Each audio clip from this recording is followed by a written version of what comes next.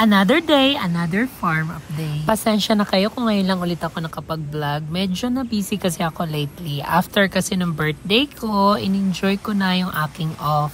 Ito na kasi yung last day ng aking sister. Kasi today na rin yung balik ng ate Emily ko ng Maynila. Kaya dapat sulitin na namin yung mga oras na to.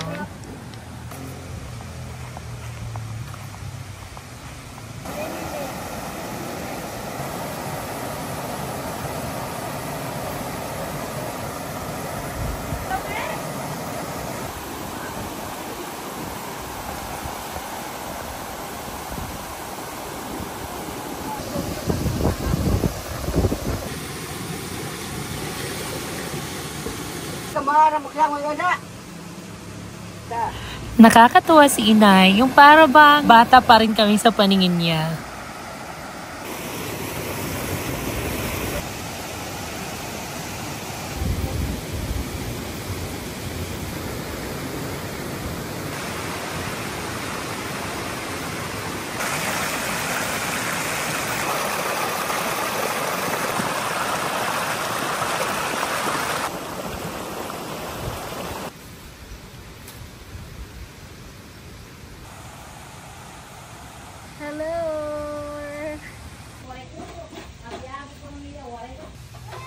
Nag-request nga yung ate Emily ko na maglupak daw kami ng saging. Talaga namang nakakamiss talaga yung linupak na saging. So nadako ito yan, nadako. Nakakatuwa nga kasi magkasundo kami ng kuya ko pagdating sa mga halaman. Bulyas lang. Sa mga kapapa.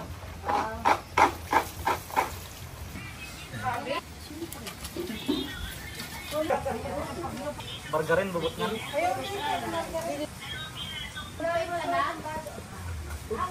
Silot-silot.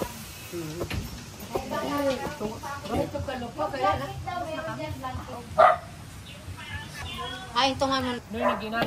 Nay, tama po ba yung ginagawa nila, Nay? Tama yan. Tama yan.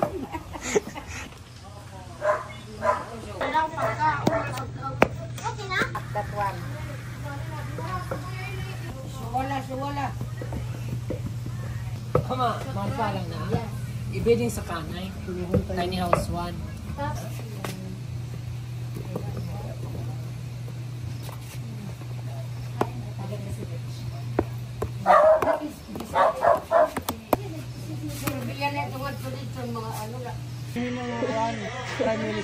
Minaltrato nila. Nilubos-lubos ko na yung day off ko. Deserve ko to sa hinaba-haba ng pagtatrabaho ko. Ngayon lang ulit ako nakapagpamassage. Lalanggamin na ata ako sa kaswitan nitong dalawa.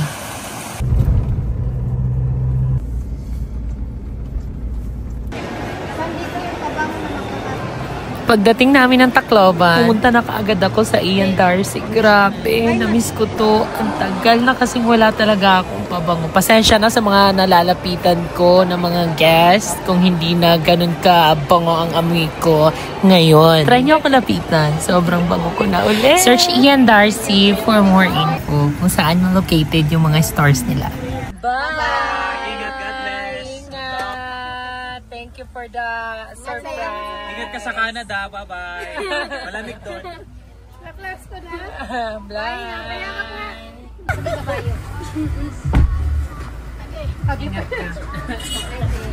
Nafe-feel nyo rin ba yung feeling na ganito pagka may umaalis? Sobrang nakakaiyak. Yung kahit na alam naman na natin na may contact tayo sa ating mga mahal sa buhay, iba talaga yung feeling yung nakakakita ka ng mga mahal mo sa buhay na umaalis. God bless! Kamo? Back to summer! Para maging happy yung heart ko, sabi ko kay Kramer, dumaan kami sa plant store.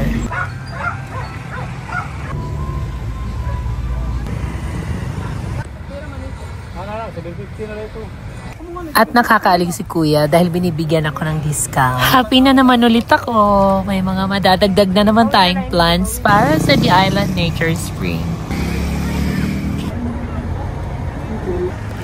Kaya ganun na lang kami kahigpit pagdating sa mga nag-grill sa ground or sa mga nagtatapon ng mga used oil. Kasi hindi biro po mag-collect at mamili at mag-alaga ng mga plants.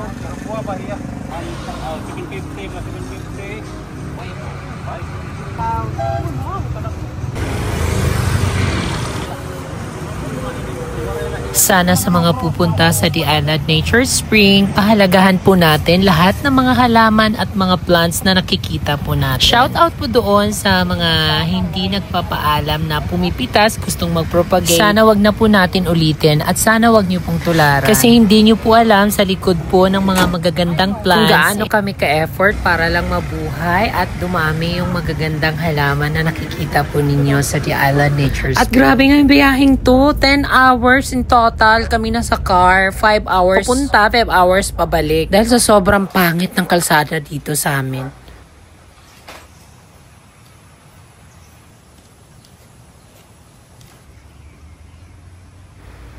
Siya pala sila Bubo, sobrang cute.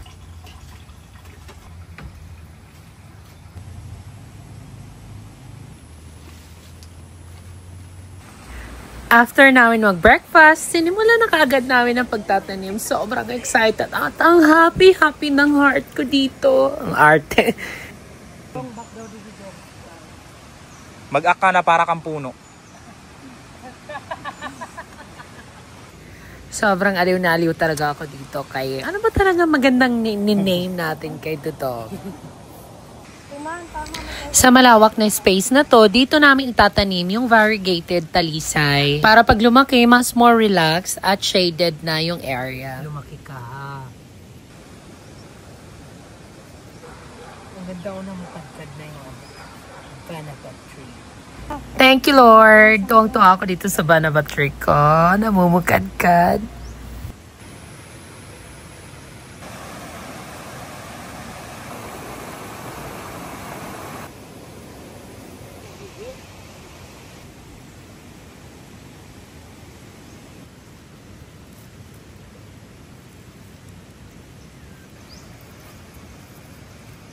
I-flex ko lang pala itong aking variegated money tree.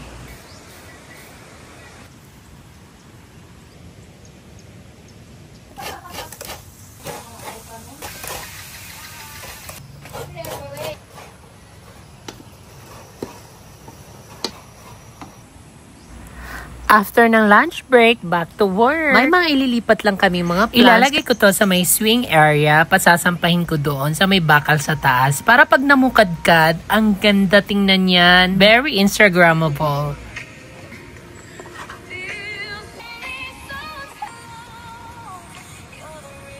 Pero ayaw pag balance.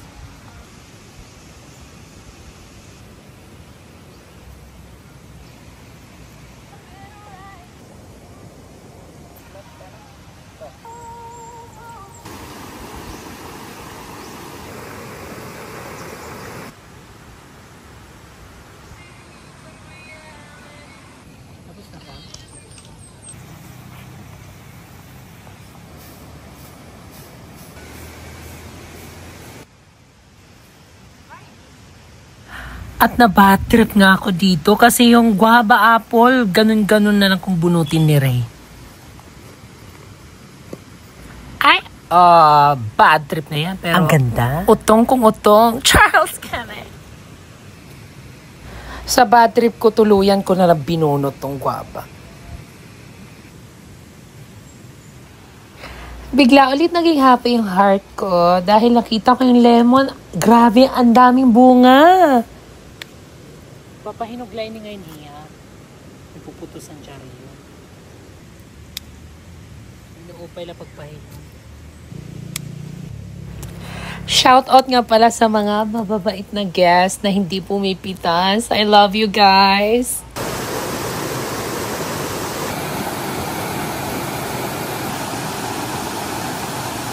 Okay, Yari na, dadari na iba. Dito sa welcome ng cafe ko, itinanim yung variegated lemon natin. Para malakas makasyala, ay variegated American lemon.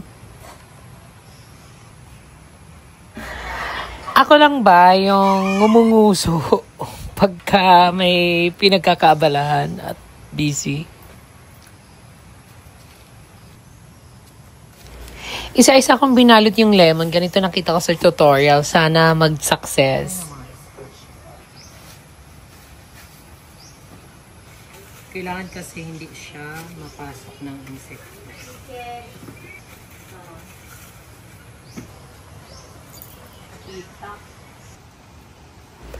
Update sa pond. Ang dami nakakamiss dito. Eto na guys. Medyo malalaki na yung ating mga koi fish.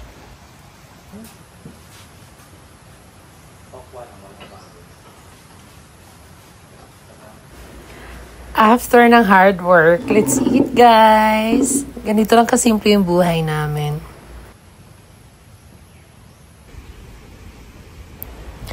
Comment below kung ano pang mga episode yung gusto nyong mapanood dito sa aming farm. See you again!